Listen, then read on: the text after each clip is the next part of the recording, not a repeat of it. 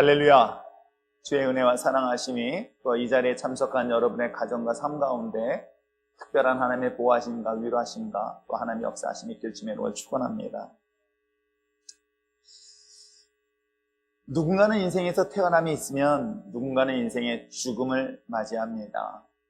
태어남과 죽는 그 모든 인생의 여정은 어느 누구도 예외 없이 맞이하는 순간이기도 합니다. 빠르고 늦는 것뿐일 뿐이지 태어남 그리고 죽는 이 순간의 과정은 생명을 가진 우리들에게 있어서 다 동일하게 평등할 수밖에 없습니다.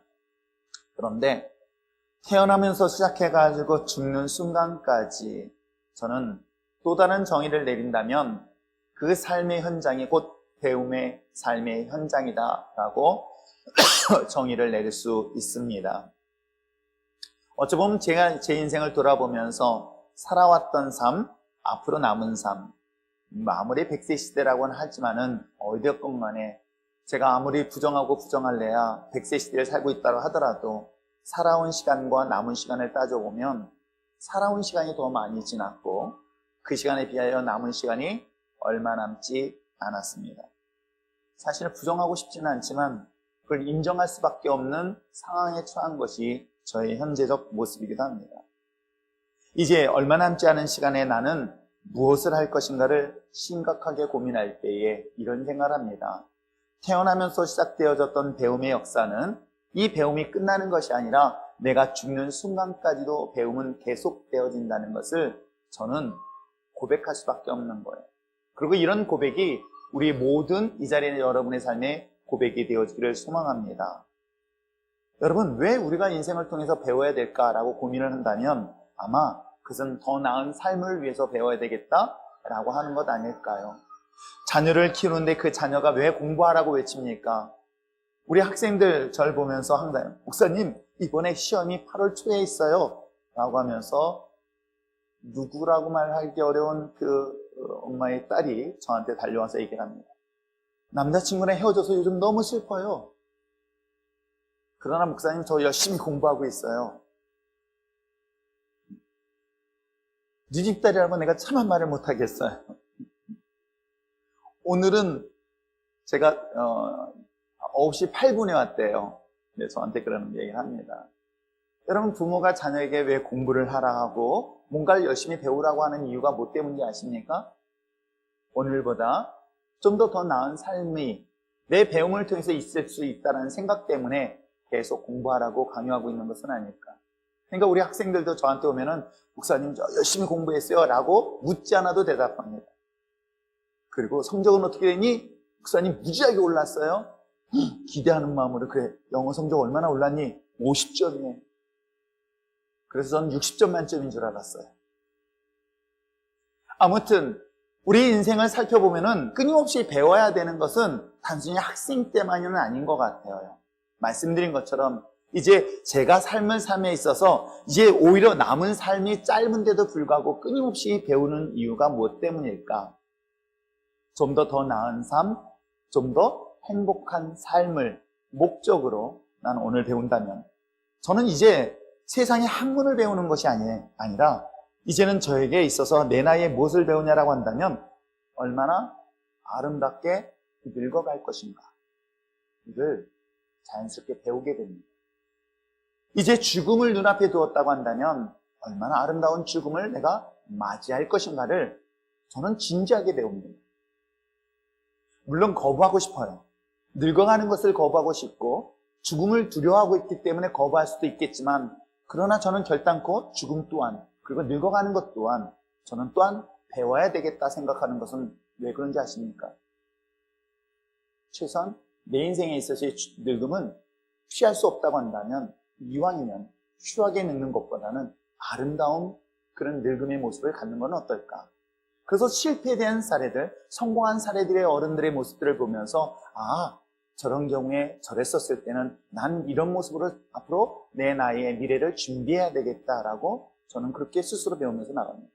심지어는 제가 많은 장례 예배를 인도하면서 내가 죽음을 맞이할 때 내가 과연 어떤 죽음을 맞이할 것인가 라는 것들 또한 저는 삶의 현장에서 얼마나 많은 것들을 배우게 되는지 모릅니다. 여러분 어떻습니까?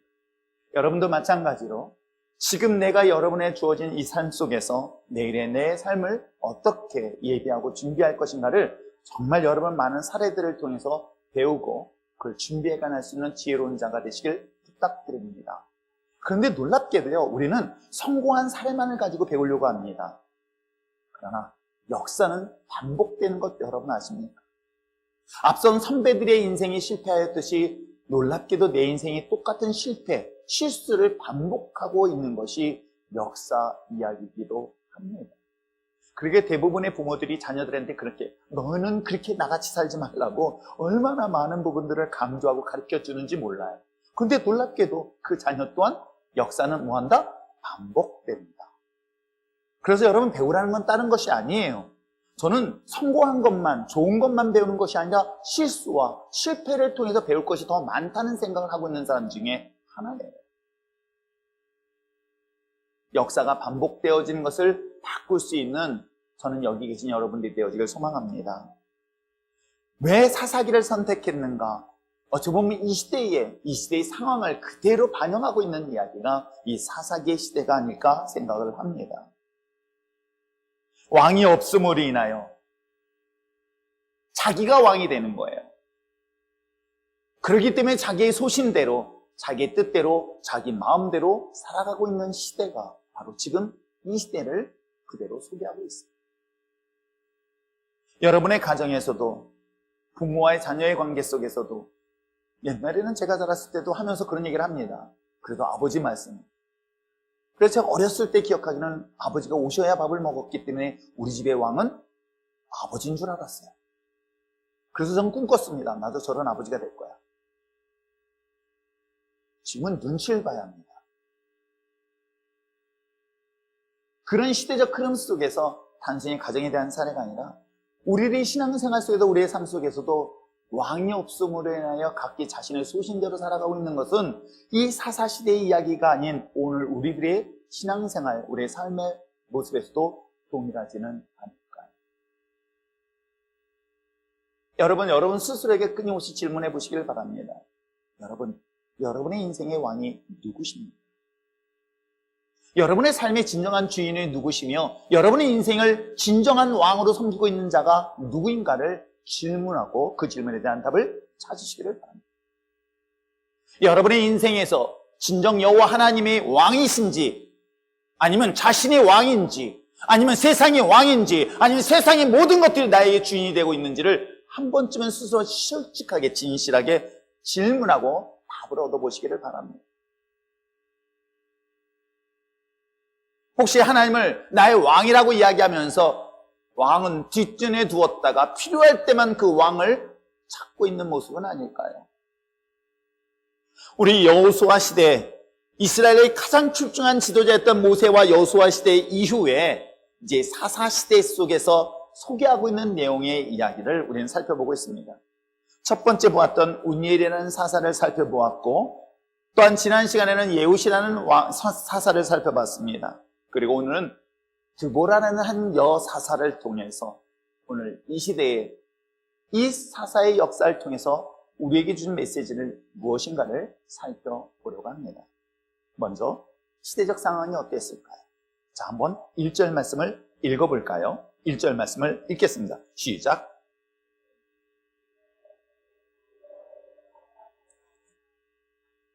에봇이 죽으니 이스라엘 자손이 또 그래요. 저 뒤에서 반복하고 있어요. 예, 또 하나님의 목전에서 여호와 목전에서 악을 행하였다.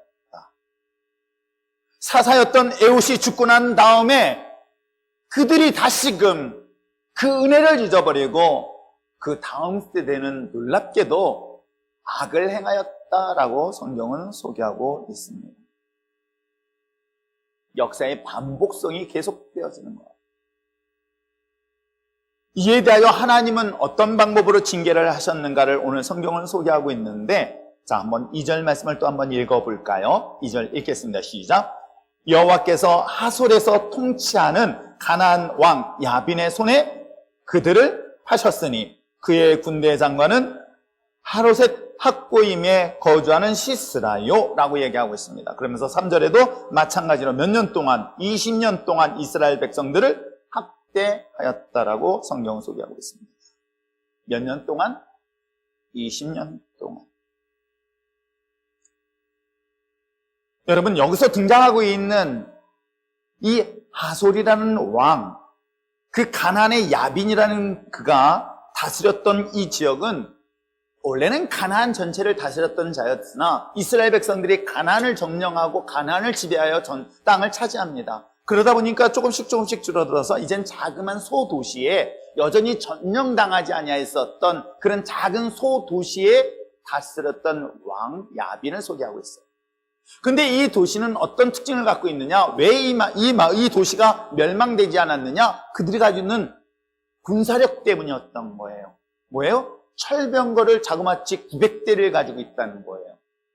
이 900대를 가지고 있는 전차 부대의 900대를 가지고 있는 그들이 그런 막강한 군사력을 가지고 있다가 하나님의 백성이 하나님 앞에 악을 행하였더니 하나님께서는 이 이방인 출신의 가나안의 이 작은 마을의 사람들을 강하게 만들어서 어떻게 만들어요? 이스라엘 백성들을 지배하게 되었고 고통을 주고 있다는 내용이 이 역사의 시작을 성경을 통해 소개하고 있습니다. 우리가 지난 시간 살펴보았던 것처럼 온니엘의 시대 때는 그들이 고통을 당할 때 8년 만에 하나님 앞에 외치다가 구원을 받습니다. 그리고 지난 시간에서는 에호 시대는 몇 년 동안에요? 18년 동안 고통을 당하다가 하나님이 그들을 구원해 주십니다. 근데 놀랍게도 오늘은 몇 년이에요? 8년에서 18년에서 점점 늘어나는 20년치에 돼서야 20년 동안의 핍박을 받다가 하나님 앞에 부르짖는 장면들이 오늘 본문 3절까지 내용이기도 합니다. 저는 이걸 보면서 과거의 역사가 왜 오늘날 우리와 같이 반복되어지고 있을까를 고민하게 되는 거예요. 인생의 성공한 사례의 역사도 반복되는 것 같지만 대부분의 인생이 정말 아쉬움 속에 삶을 후회하면서 살아가는 그 역사의 실패, 내지는 반복된 그런 실패와 실수의 연속은 놀랍게도 반복되어지고 있다는 걸 볼 수가 있습니다. 오늘 성경의 역사 속에서도 동일하게 소개를 하고 있죠. 무엇 때문일까? 여러분, 특별히 유대인들, 그들은 애굽 땅에서 비로소 하나님의 백성이라는 사실을 깨닫고 40년이라는 기간 동안에 하나님이 역사하신가 인도하신가 보호하심을 경험했으며 마침내 약속한 가나안 땅에 도착해서 그 엄청난 전쟁을 치르면서 자신이 누구의 백성이라는 사실을 알게 됐을까요? 하나님의 백성이라는 사실을 누구보다 잘 알았던 사람들이 유대인들이었답니다. 여러분, 이 고대 당시에 이 팔레스타인의 전쟁의 배경 뒤에는 단순히 군사력 땅의 점령에 대한 이야기 아니에요. 그들에게는 신과의 전쟁이라고 표현을 써요. 그러니까 내 신과 너의 신 속에서 싸워서 승리하면 내 신이 너의 신보다 더 강하다라는 걸 증명해 보이는 거예요.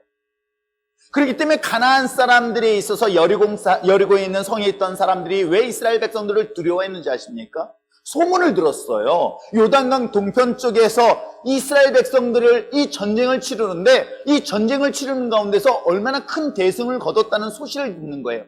그래서 그들이 두려웠던 것은 이스라엘이 두려웠던 것이 아니라 이스라엘을 이끄시는 누구? 여호와 하나님에 대한 신앙이 두려웠던 거예요. 그러한 배경을 가지고 있었던 유대인들에게 있어서 자신은 철저하게 누구의 인도하심을 받는 하나님의 인도하심을 받는 하나님의 보호하심을 받는 하나님의 함께하심에 대한 믿음과 확신을 가졌던 민족이 유대인인 거예요. 그들은 당연히 그렇게 얘기합니다. 그들은 우리가 섬기는 자는 누구다? 여호와 하나님이라는 거예요. 그런데 놀랍게도 섬기던 그 하나님이 섬겨야 될 그 대상의 하나님이 순간 세상으로 바뀌는 순간에 세상의 지배를 받고 있는 이야기가 오늘 성경의 이야기입니다. 하나님을 사랑해야 될 백성이 하나님을 사랑하지 않냐고 세상을 사랑하는 순간 세상 속에서 미움을 받는다는 이야기로 이해하시면 되는 거예요. 하나님의 백성들이 하나님을 섬길 때는 그 땅에서는 평화가 있었지만 하나님을 떠나고 하나님 대신에 세상을 섬기고 세상을 사랑하는 순간에 놀라운 역사가 일어나는데 어떤 역사가 일어날까요? 세상의 지배를 받는다는 이야기를 성경 속에 소개를 하고 있습니다. 이게 계속 반복되는 이야기입니다. 또 하나 이 본문을 보면서 알 수 있는 것은 신앙의 다음 세대의 중요성을 다시 한번 보여주고 있는 내용이기도 합니다. 자, 오늘 이 본문의 사건의 시작이 이러했다면 과연 이 성경 속에 등장하는 이 사사라고 소개하고 있는 이 드보라는 사람은 과연 누구일까? 이스라엘 백성들의 20년 동안에 받는 고통이 너무 감당할 수 없을 때 비로소 하나님 앞에 부르짖습니다. 저는 이런 걸 보면 지혜로운 사람들은요, 맞기 전에 주님 앞에 돌아섭시오. 제가 큰아이 작은아이를 가르쳐보면 알아요. 작은아이는 그래서 조금 덜 맞았는데 자기는 무지하게 많이 맞았다는 것만 기억해요. 근데 형은 고집이 세요. 그래서 자기가 끝까지 맞아야 되겠다면 끝까지 맞아야 돼요. 근데 작은 아이는 맞기 전에 아버지 잘못했어요 하고 그냥 손이 발이대로 비져요. 그러면 더 이상 때릴 수가 없는 거예요. 저는 하나님과 나와의 관계도 마찬가지 아닌가 생각하는데, 사람은 미련하고 둔해서 끝까지 버티다가 끝까지 가서야 맞을 건 다 맞고 난 다음에 왜 하나님께 돌아올까? 한번 상상을 해보세요. 가나안의 작은 마을의 왕이 자신들을 핍박하고 자신들에게 어려운 일들을, 고난을 당하게 됐을 때 20년 동안 버틴다는 게 쉽지 않은 텐데도 불구하고 20년 동안 버티면서 고통을 당하는 거야. 그러다가 결국은 더 이상 감당할 수 없을 때 비로소 하나님 앞에 부르짖으니까 그때 등장한 여인이 있었습니다. 누구다? 우리 교회에 있죠? 예, 우리 교회에 있습니다. 우리 신지사님의 유명한 딸 드보라가 있습니다. 근데 오늘 드보라에 대해서 어떻게 소개하고 있을까? 4절의 말씀 한번 읽어볼까요? 4절, 5절 말씀을 읽어보시기를 바랍니다. 시작! 드보라가 이스라엘의 사사가 되었는데 그는 에브라임 산지 라마와 베델 사이 드보라의 종려나무 아래에 거주하였고 이스라엘 자손은 그에게 나가 재판을 받더라라고 이 여인을 소개하고 있습니다. 자, 이 여인을 어떻게 소개하고 있는가 잘 주목해 보시길 바랍니다. 에브라임 산지의 라마와 베델 사이에 종려나무에 거주하고 있는 이 여인은 놀랍게도 그를 선지자라고 얘기합니다. 여선지자, 이건 예언자예요. 예언자. 예언자이면서 맨 마지막 우리 5절의 끝부분에 뭐라고 있어요? 재판하다라고 하는 거예요. 저치, 사사예요. 그러니까 사사라는 단어의 한글 성경에 이것이 영어로는 저치예요. 재판관이라는 거예요. 그러니까 이 여인은 예언자이면서 선지자이면서 동시에 뭐라고 얘기하고 있냐면 사사라고 소개를 하고 있습니다.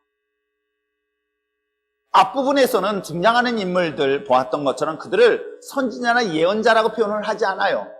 근데 놀랍게도 선지자야, 예언자이면서 동시에 사사, 지도자라고 표현하고 있는 사람을 오늘 성경 드보라에 소개하고 있는데, 성경 속에 등장하는 수많은 사람들 중에서 예언자임과 동시에 선지자임과 동시에 지도자로서의 사명을 감당한 사람들은 딱 3명밖에 등장하지 않아요.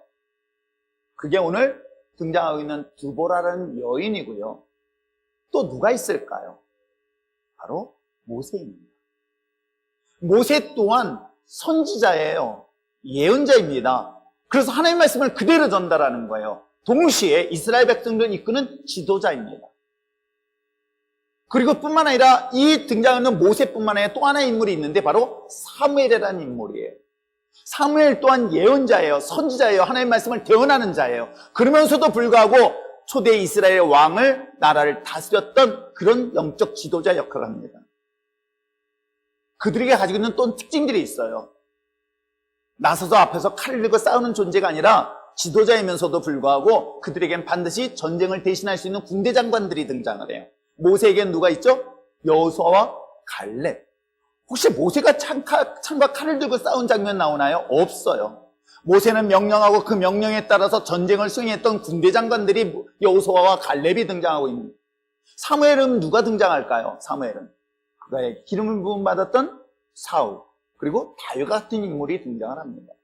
그러면 드보라에게는, 오늘 성경 속에 등장하는 드보라에게는 어떤 인물들이 드러나나요? 오늘 성경 속에 바락이라는 인물이 군대 장관으로 등장합니다. 이것이 이 여인이, 이 사사가 가진 특징이에요. 예언자, 선지자이면서 동시에 재판관의 역할을 감당했던, 지도자의 역할을 감당했던 인물. 그 3명 중에 한 사람이었다는 거. 그런데 그 여인을 뭐라고 소개하고 있습니까? 라피돗의 아내 여선지자라고 했어요. 그래서 라피돗이 누굴까를 찾아봤더니 라피돗은 여기밖에 등장하지 않아요. 이 라피돗, 그래가지고 이렇게 생각해 봅니다. 이거에 대한 성경적 해석은 이 드보라는 유부녀였구나. 결혼한 여인으로서 선지자 역할을 했으며 동시에 사사 역할을 했다라고도 일반적으로 보지만 또 하나 해석이 있습니다. 그러니까 언어 유희라 그래요. 그러니까 이 여인이 어떤 여인이냐? 이 라피돗이라는 단어의 의미가 횃불이라는 단어예요.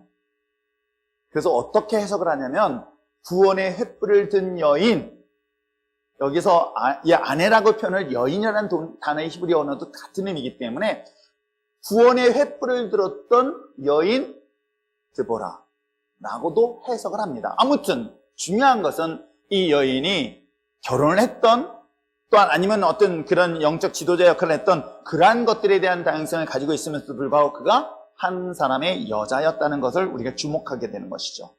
그리고 그가 살던 곳은 에브라임 지파의 사람으로 소개를 하고 있습니다. 그럴 때 이 여인이 하나님의 그 울부짖는 이스라엘 백성들의 소리를 들으시고 이 여인을 구원의 메신저로서 보내주셨는데 6절과 7절의 말씀을 한번 볼까요? 자, 보겠습니다.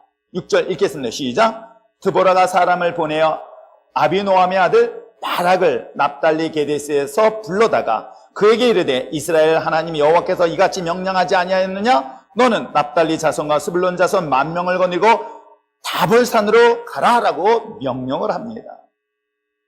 하나님이 그에게 예언의 메시지를 주셨습니다. 그리고 군대 장관과 같은 이 사람을 부릅니다. 오늘 성경에 등장하고 있는 사람을 불러서 뭐라고 얘기하고 있습니까? 다볼산에 가해서 100만 명의 사람들이 모여서 거기서 대기하고 있으라. 이제 곧 그들을 물리칠 전쟁을 준비하겠다라고 명령을 합니다. 자, 이와 같이 명령을 들었었던 당시에 군대 장관이라고 말할 수 있는 이 바락은 어떤 반응을 일으키고 있습니까?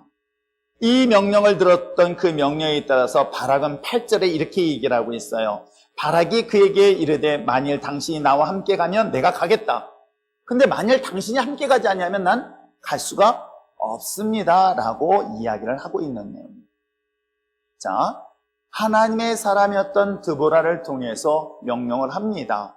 지금 사실은요, 평소에 전쟁을 치를 줄 몰라서 전쟁을 치르지 못한 것이 아닙니다. 그들이 가지고 있는 군사력은 너무나 대단했던 거예요. 이게 문화적으로 본다면 이렇게 생각하시면 됩니다. 이스라엘은 석기에서 청동기로 들어가는 문화예요. 그렇다면 가나안 땅에 있었던 이때 당시의 문화는 뭐냐면 철기 문화예요. 그래서 이렇게 싸운다고 생각하시면 되세요. 죽창 들고 누구랑 싸운지 아세요? 탱크 부대랑 싸운다고 생각해 보세요. 권총 하나를 들고 탱크 부대랑 싸운다면 이 싸움은 있을 수 없는 싸움인 거예요.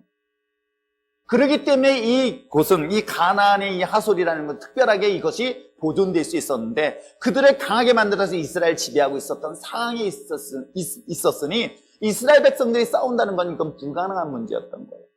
그런데도 불구하고 드보라를 통해서 10,000명을 착출해서 전쟁을 치르게 합니다. 그런데 공교롭게도 어디에 올라가요? 산에 올라가게 합니다. 그리고 우리 7절의 말씀에 보니까 뭐라 하냐면 내가 야빈의 군대 장관 시사 그의 병거들을 기송강가에 이끌겠다는 거예요. 그러면 기송강이라는 것은 그러니까 이게 건기와 우기로 나눠져 있습니다. 우리나라는 건기 우기 해가지고 그런 경우를 있을 수 있겠네요. 어떤 때는 비가 전혀 안 오면 어떻게 해요? 이 저수지 같은 데가 바닥이 막 드러나는 것들이 보이잖아요. 이 기송강의 특징이 그렇습니다. 건기 때는 그것은 그냥 육지예요. 그냥 도로예요, 도로. 평지예요. 평지 도로가 돼가지고 사람들이 그곳에서 많은 무리들이 그곳을 이동하기에 딱 좋은 장소예요. 그런데 우기 때는 늪지로 바뀌고 강이 차오르는 곳이에요. 자, 그렇다면 오늘 이 전쟁의 상황 속에서 시스라가 이 철병거 900대를 이 기송강가에 모을 수 있었던 이유는 뭐 때문일까요? 바로 건기때를 상징하고 있는 거예요. 건기때에 이 기송강가에 이 사람들을 모았다는 것은 이 전쟁의 상황 속에서 건기에 그들이 충분히 모일 수 있는, 즉 900대의 전체 부대가 모일 수 있는 환경과 조건이 되어 있는 곳이 바로 그곳이고 이스라엘 백성들은 산에 있는 거예요. 그럼 한번 상상을 해보세요. 산에 있어서 전쟁을 치르는데 그들을 삥 둘러서 전쟁을 치른다? 이게 별로 좋은 전략은 아니었던 것 같아요. 그럼에도 불구하고 이 전쟁을 준비하는 과정에서 이렇게 이야기할 때 오늘 성경 속에 등장하고 있는 군대 장관 바락은 어떻게 생각합니까? 이건 아무리 봐도 승산이 없는 것 같아. 그리고 더 중요한 것은 그렇다고 해서 자기들이 대포 대신 미사일을 준비했는 거 아니에요. 자신들은 여전히 가지고 있는 무기는 별 차이가 없는 거야. 그런데도 불구하고 이 철갑 같은 이 철병거와 싸운다는 것은 굉장히 두렵기 때문에 이 명령을 했던 드보라에게 이야기를 하고 있는 거예요. 하나님이 그렇게 명령했다고 한다면 난 당신이 같이 가지 않는다면 난 갈 수가 없다. 그러나 당신이 간다면 난 따라가겠다라고 얘기를 해주는 거예요. 그렇다면 바락은 어이다 보면 이 전쟁에 있어서 여전히 두려움을 갖고 있는 건 사실입니다. 그때 과연 드보라는 이 군대 장관던 바락에게 뭐라고 얘기하는가 한번 볼까요? 자, 한번 바락에게 얘기하는 메시지, 놀라운 메시지를 전합니다. 9절 말씀 한번 읽어보시길 바랍니다. 시작.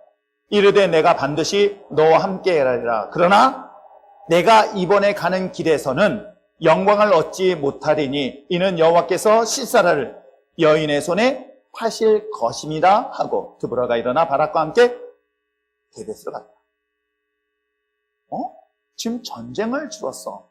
그 전쟁을 치러서 승리에 대한 영광은 너가 얻지 못할 것이다. 전쟁은 누가 한다? 바락이 하는 거예요. 열심히 전쟁을 치르고 그 영광은 자기가 아닌 어떤 한 여인에게 간다는 소식을 누가? 드보라가 바락에게 전하는 내용인 거예요. 이 내용이 오늘 성경 속에 소개를 하고 있습니다. 여러분, 열심히 일하고 영광은 누군가가 받는다면 그 기분 이해하시겠어요? 잘 모르시겠어요? 난 열심히 일했어. 그때 칭찬은 옆에 있는 사람이 받아. 가끔 그렇잖아요. 목사님, 제가 얼마나 열심히 했는데 목사님은 왜 저 사람만 칭찬해줘요? 하시는 분들이 종종 있거든요. 내가 열심히 했습니다. 목사님 이렇게 얘기했는데 목사님 안 알아주고 왜 저분만 칭찬합니까? 하면서 막 삐져가지고 시험 드는 분들이 종종 있단 말이에요. 하물며 이건 목숨을 내놓고 있는 전쟁이란 말이에요. 죽창 들고 지금 탱크 부대와 싸우는 거야. 맨몸으로 싸우는 거야. 우리나라도 옛날 6.25 때 그랬대잖아요. 이런 엄청난 목숨을 내놓고 전쟁을 치렀는데 영광은 자기에게 돌아오지 않는다는 것. 이걸 성경은 말하고 있어요. 뭐 때문일까? 이게 두려움 때문이에요. 이런 내용을 오늘 성경은 소개하고 있습니다. 자, 그러면서 이루어지는 것이 우리가 읽지 않았던 11절 이하에는 이게 무기또라는 전쟁이에요. 그러니까 기손강이라는 그 강 전체의 이름 속에서 이 전쟁터가 일어났던 것이 바로 무기또라는 지역이에요. 마치 우리가 한강을 지나갑니다. 한강에 한남동, 마포 뭐 그런 것처럼 이 기손강에 흐르는 강에 전쟁을 이뤘던 것이 바로 무기또예요. 그래서 이 무기또 전투는 이스라엘 역사 속에 또 중요하게 이슈되어지는 전쟁의 한 장소이기도 합니다. 자, 그런데 한번 11절에 한번 보겠습니다. 우리가 11절 읽으면서 저도 상당히 혼란스러웠던 내용이 또 나오는데 한번 읽어보시기 바랍니다. 시작. 모세의 장인 호밥의 자손 중 겐 사람 헤벨이 자기 족속을 떠나 게데스에 가까운 사해난님 상수리 나무 곁에 이르러 장막을 쳤더라. 어디에요? 게데스 가까운 곳에 머물고 있었던 사람이 누구냐면은 모세의 장인의 자손 중에 겐이라는 뜻 마을의 사람의 헤벨이라는 사람이에요. 그러면 여러분 여기서 얘기하고 있는 모세의 장인 하면 누굴 말할까요? 그럼 장인이 여러 사람일까? 왜 갑자기 여기 등장하는 호밥이 누구일까?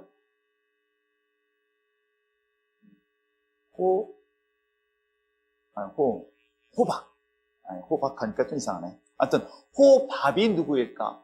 분명히 장인 이드로는 알겠는데, 모세의 장인 이드로는 알겠는데, 근데 성경을 찾아보니까 놀랍게도 모세의 장인의 이름이 상황에 따라서 달라 세 명의 이름을, 세 사람의 이름을 불러줍니다.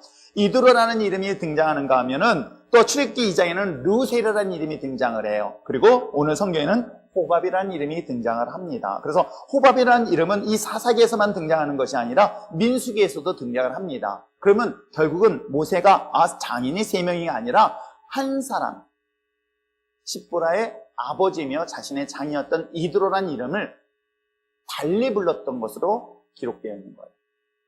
자, 그러면 그가 어디에 살았던 사람이었어요? 미디안이라는 지역. 그 미디안이라는 것은 아프리카, 그러니까 이디오피아 지역의 마을이에요. 그곳에서 떠나서 지금 가나안 땅 근처에 살고 있는 거예요. 아시겠어요? 이렇게 머물러 있던 것을 지금 얘기를 하고 있습니다. 이 헤벨이라는 인물이 중요한 것은 그의 아내의 아주 중요한 역할 때문에 성경은 소개를 하고 있어요. 자, 그러고 난 다음에 그 이후에 어떻게 하고 있을까? 12절에 아비노함의 아들 바락이 다볼산에 오른 것을 사람들이 시스라에게 알림해 이 소식을 듣고 시스라는 이 산을 에워싸기 위해서 그 기송강가에 다 모입니다. 이런 과정을 하게 되어지죠.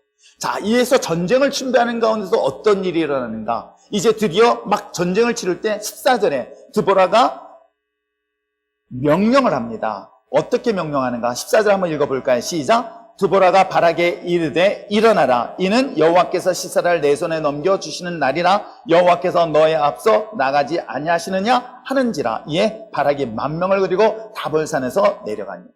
그건 뭐냐면 지금 다볼산에 머물고 있었을 때에 시스라가 철병거 900대를 데리고 어디에? 기손강, 무기토에 모인 거예요. 자, 이것을 보고 곧 전쟁을 치르는데 여러분, 이 사람들이 뭘 갖고 있어요? 오히려 거꾸로 올라온다면 자기네들이 유리할 수 있는데 놀랍게도 반대로 그들이 산에서 내려갈 것을 명령을 합니다. 그래서 명령하면서 그 명령을 따라요. 그런데 여기서 하나님의 놀라운 역사가 일어나는 거예요. 어떤 역사가 일어날까요? 자, 15절의 말씀을 또 한번 읽어볼까요? 읽겠습니다. 시작! 여호와께서 바락 앞에서 시스라와 그의 모든 병거와 그의 온 군대를 칼날로 혼란하게 빠지게 하심에 시스라가 병거에서 내려 걸어서 도망하였다. 하나님께서 그들을 혼란에 빠지게 했다? 이게 무슨 상황일까? 바락이 군대를 가기 전에 이미 하나님이 앞서서 그들을 혼란에 빠뜨렸다. 어떤 일들이 있었을 것 같아요? 저는 우리들의 삶에서 일어나고 있는 모든 것들을 관장하시고 다스리시고 인도하시는 분은 누구시다? 여호와. 이 사실을 믿으시길 바랍니다. 인간의 눈으로는 이 시스라와 바락의 전쟁은 감당할 수 없는 두려움의 전쟁인 건 분명히 맞을 거예요. 상식적으로도 말이 안 되는 전쟁일 수도 있습니다. 그런데 이 전쟁은 하나님께 속한 사실을 오늘 성경을 통해서 말하고 있는 걸 여러분 아십니까? 여러분, 여러분이 주어진 삶의 모든 현장의 역사 속에 이 전쟁을 치르고 이 전쟁을 이끄시는 분은 누구시다? 여호와 하나님. 내 인생의 모든 것들이 전쟁과 같은 삶을 살아갈 때에 이 전쟁의 배경 뒤에 승리케 하시는 분은 누구시다? 여호와 하나님. 이 사실 믿으시길 바랍니다. 왜? 오늘 성경 속에서 하나님이 앞서서 이 전쟁을 치르시는데 그들이 혼란에 빠졌대. 과연 어떤 혼란에 빠졌? 상상을 해보세요. 그들이 기송강가에 몰렸습니다. 댐이 터졌나? 통일댐을 그때 만들었구나. 이 어색함은 어떻게 될지 모르겠어요. 댐이 없습니다. 그랬더니 또 여기, 그때 댐 만들었나? 또 그럼 곤란합니다. 기송강이에요. 그들이 혼란에 빠졌어요. 할 때 딱 떠오르는 게 뭐 생각나는 거 없어요? 홍해바다. 홍해바다를 상상해 보세요. 철병거를 가지고 이스라엘 백성들을 추적하고 있습니다. 이스라엘 백성들은 발로 뛰는 거예요. 열심히 발로 뛰어가지고 홍해바다를 정신없이 건너오고 난 다음에 철병거를 이끌고 있었던 바로의 군사들이 중간쯤 가는 순간에 어떤 일이 일어났습니까? 길이 되어 있던 그 홍해바다가 갑자기 합쳐져서 그들을 수장시켰던 거 기억하십니까? 그렇다면 이 기송강가에서 어떤 일이 일어났을까? 상상만 해보세요. 물로 힘쓰는 사건 아니면 이들을 물리칠 방법이 없잖아요. 한번 생각해보세요. 내가 이제 전쟁을 치르겠다. 야, 나를 따르라 하면서 만명의 군사를 딱 데리고 갔는데 저들이 물속에 떠내려가네? 상상이 안 되죠. 그게 사실은 이 드보라와 바락이 노래하고 있는 5장에 기록되어 있어요. 어떻게 해요? 한번 볼까요? 4절과 5절 말씀 한번 읽어보세요. 사사기 5장 4절과 5절 한번 읽어보시길 바랍니다. 시작.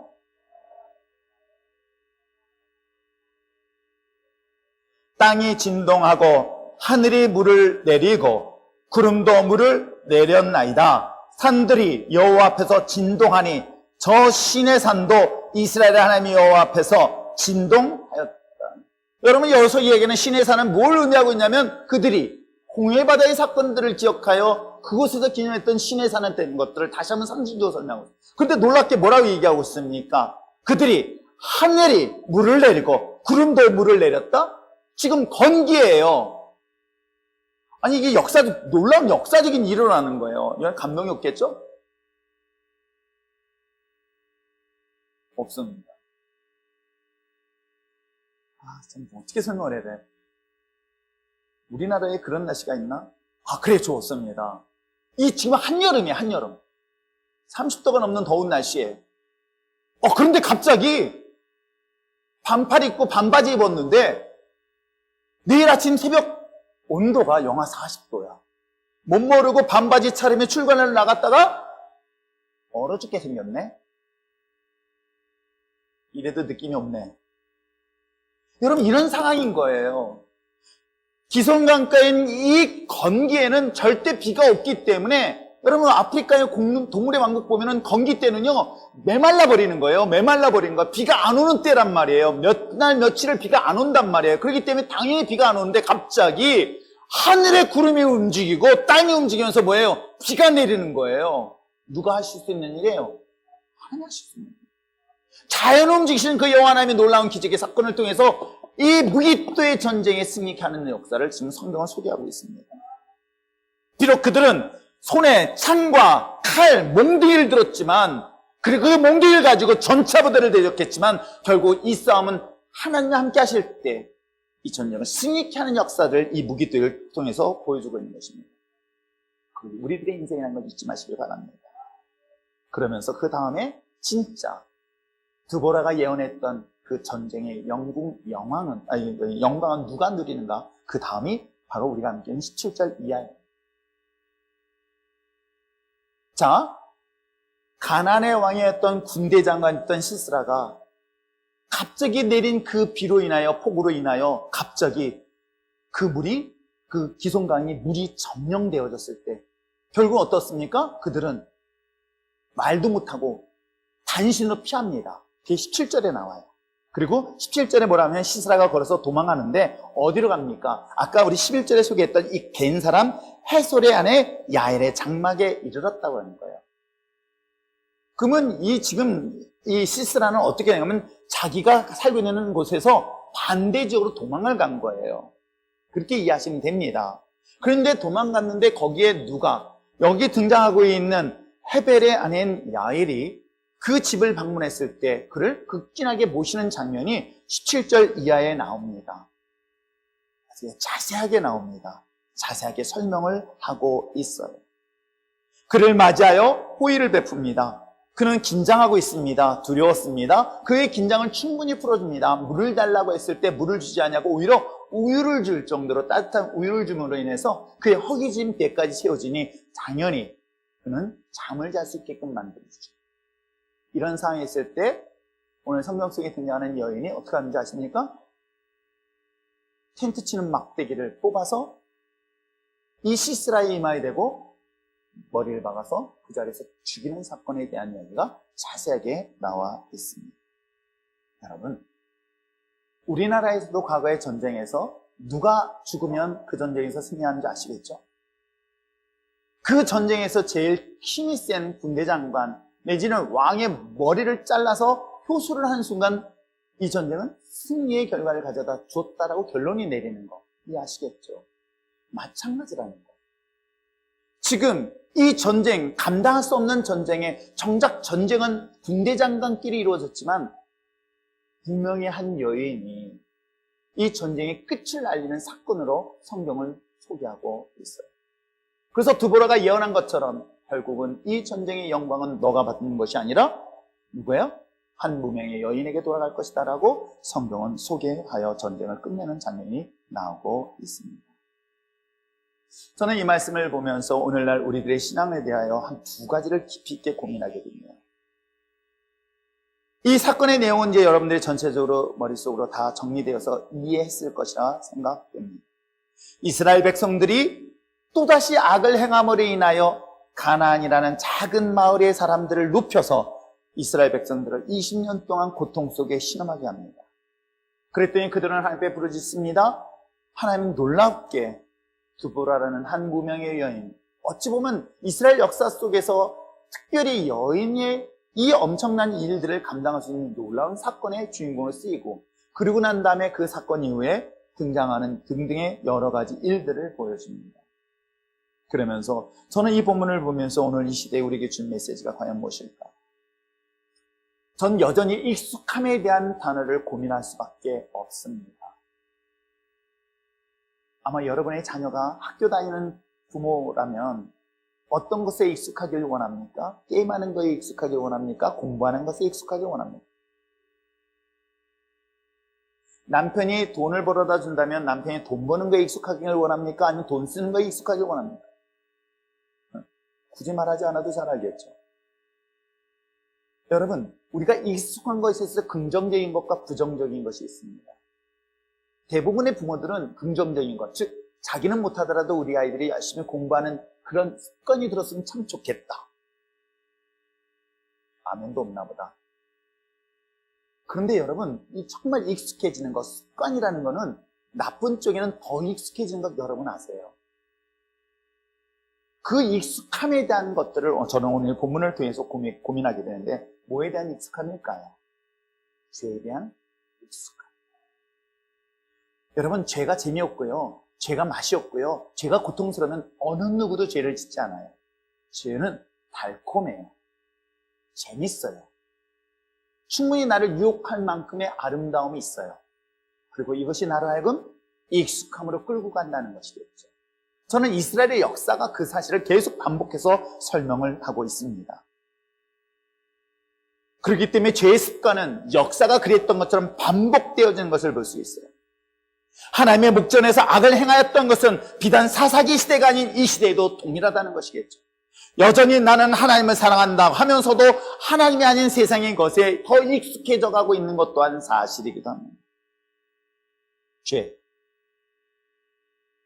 윤리와 도덕적인 것을 말하는 것이 아니라 하나님을 믿는 자들이 하나님을 믿지 않는 것이 성경은 죄라고 이야기하고 있습니다. 믿어야 될 대상이 하나님인데도 불구하고 하나님을 믿지 않는 것이 죄라고 얘기하고 있으며 하나님을 내 마음에 두기 싫어하는 것 또한 죄라고 말하고 있으며 하나님에 대해 알지 못하는 것 또한 죄라고 성경은 말하고 있습니다. 내가 윤리와 도덕적으로 아무리 아름답게 살아도 하나님을 알지 못하는 것, 그것 또한 죄라고 성경은 분명히 정의를 내리고 있습니다. 그로 인하여 20년 동안 징계, 학대를 받는데도 왜 그들은 빨리 돌아오지 않을까? 그래서는 익숙함이라고 합니다. 살만하다는 거예요. 아직 버틸만하다는 거예요.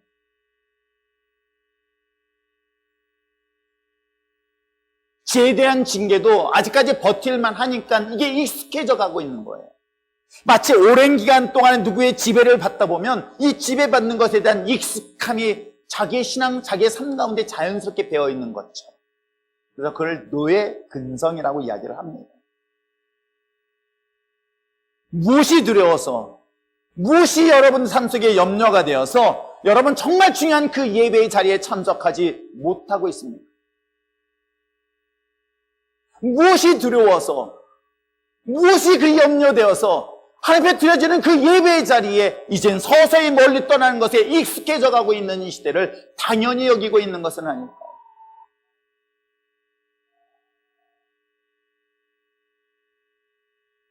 코로나가 가지고 있는 이 시대적 상황에서는 한국 교회가 다시 한번 돌아봐야 되고 우리 그리스도인들이 진짜 나의 왕이 누구인가를 돌아보며 회개해야 될 순간이지 지금 이 고통을 당연한 것처럼 여기면서 멀리 떠나는 것으로 익숙해져 가고 있는 이 시대의 문화가 어쩌면 20년 동안에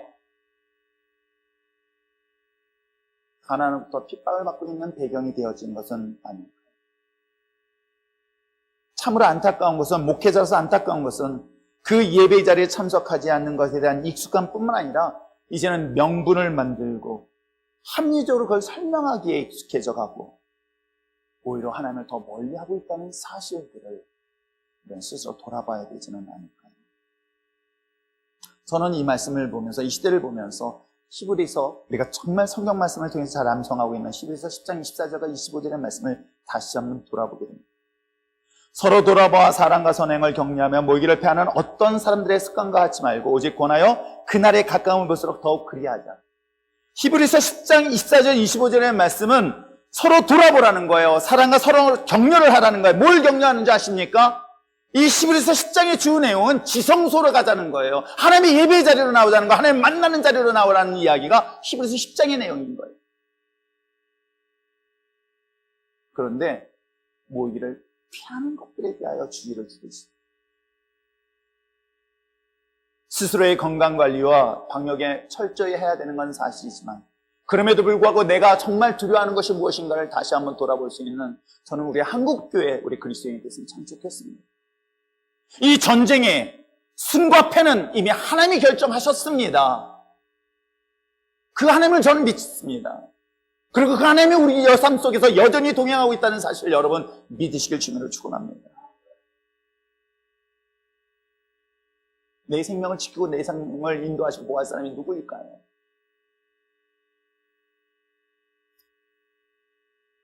이제는 익숙함에서 일어나십시오. 그리고 다시 한번 회복하십시오. 다시 한번 주님 앞에 나올 수 있는 무릎 꿇은 그 자세로 돌아오시길 원합니다. 정말 하나님이 기뻐하는 자리에, 내가 우선이 아닌 하나님이 기뻐하는 자리에, 그 어떤 위기와 어려운 환경과 상황 속에서도 그 자리를 끝까지 지켜나갈 수 있는 이 땅의 순교자들에게 부탁드립니다. 또 하나 볼 수 있는 게 뭘까요? 저는 이 말씀을 보면서 이 두려움과 이 불신앙은 하나님의 영광의 도로 쓰임받지 못한다는 사실을 성경은 소개하고 있습니다. 저는 우리 율전의 신앙의 공동체 율전교회가 어느 날 하나님 앞에 섰을 때 7교회에 대한 책망의 많은 메시지 속에서 하나님 앞에 어떤 교회를 평가를 받을까? 저 역시도 하나의 개인의 목사로서 과연 나는 하나님 앞에 어떤 모습으로 평가를 받으며 하나님의 나를 판단하실까? 또한 저와 함께 같이 신앙생활하고 있는 저와 여러분, 말씀을 가르치고 또한 여러분에게 지도해야 될 의무가 있는 저에게 있어서 여러분들은 하나님 앞에 섰을 때 어떤 평가를 받게 할 것인가? 정말 하나님의 영광을 위하여 아름다운 도구로 쓰임받는 믿음의 일꾼이 되어지길 저는 소망합니다. 두보라의 여인, 왜 두려움이 없겠습니까? 그 사람 또한 현실적인 판단을 못하지 않을 것이라 저도 사료됩니다. 그럼에도 불구하고 그는 하나님을 믿었어요. 하나님을 신뢰했다고 한다면 그 하나님 지금도 여전히 우리 삶 가운데 동행하십니다. 두려움과 염려는 바락이라는 군대장관은 정작 전쟁을 승리했으면서도 불구하고 그 영광을 얻지 못한 이 안타까운 사실을 본다면 사랑하는 성도 여러분, 여러분의 삶 속에서 내가 오직 두려워할 것은 여호와 하나님 한 분, 그 외에는 두려움의 대상이 아니 되기를 주님으로 축원합니다. 주님이 말씀하셨기에 두려워 말라, 놀라지 말라, 내가 너와 이 말씀 믿고 붙잡고 그 어떤 불이익을 당하고 어떤 어려움을 당하더라도 믿음으로 승리할 때에 반드시 그 사람을 통해 하나님의 영광이 삶의 열매로 맺게 될 줄 믿습니다. 마지막까지 믿음을 승리하며 나가시는 우리 율전의 신앙 공동체가 되실 주님으로 축원합니다. 기도할까요? 우리가 말씀을 생각하며 함께 기도하길 원합니다.